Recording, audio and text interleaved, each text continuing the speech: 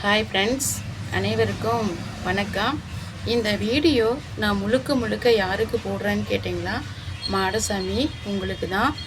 என்னன்னு கேட்டிங்களா, நீங்கள் என்னை கல்யாணம் பண்ணீங்க, என் கூட இருந்தீங்க. பட் இருந்துட்டு ஏதோ கொஞ்சம் மனசு கொஞ்சம் கஷ்டமாக கூட இருக்கலாம். அதனால் நீங்கள் கிளம்பியிருக்கலாம்.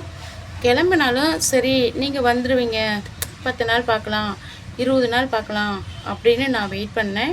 நானும் இப்போ 20 நாளுக்கு மேலே வெயிட் பண்ணி பார்த்துட்டேன். ஆனால் நீங்கள் இன்னும் இதுவரையிலும் வரல.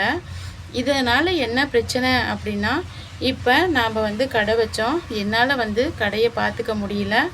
அதே மாதிரி நீங்கள் வருவீங்கங்கிற நம்பிக்கையும் எனக்கு இருக்குது.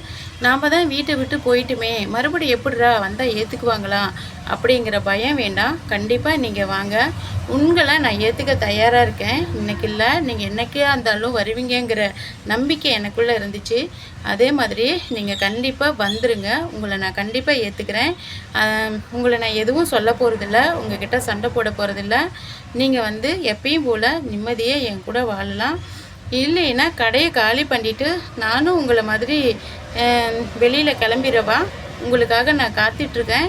கண்டிப்பாக நீங்கள் வந்துடுங்க. இல்லை நீங்கள் வரலன்னா நானும் கடையை காலி பண்ணிவிட்டு உங்களை மாதிரியே ஊரை விட்டு போக வேண்டிய நிலமை தான். நீங்கள் எதுக்காக ஊரை விட்டு போனீங்களோ தெரியல. ஆனால் நான் வேலை தேடி தான் போக போகிறேன், வேலைக்கு போயிடுவேன். இதனால் நீங்கள் வந்தீங்களா எந்த பிரச்சனையும் இல்லை, யாரும் எதுவும் சொல்ல மாட்டாங்க. எப்பயும் போல் நிம்மதியாக என் கூட வாழலாம். கண்டிப்பாக வந்துடுங்க மாடசாமி, உங்கள் மேலே எனக்கு நம்பிக்கை இருக்குது, என்னை தேடி வருவீங்கன்ட்டு. தயவு செஞ்சு வந்துடுங்க. எங்கே இருந்தாலும் உன் காலில் விழுந்து நான் கெஞ்சி கேட்குறேன் மாடசாமி, ப்ளீஸ் வந்துரு, ஓகேவா?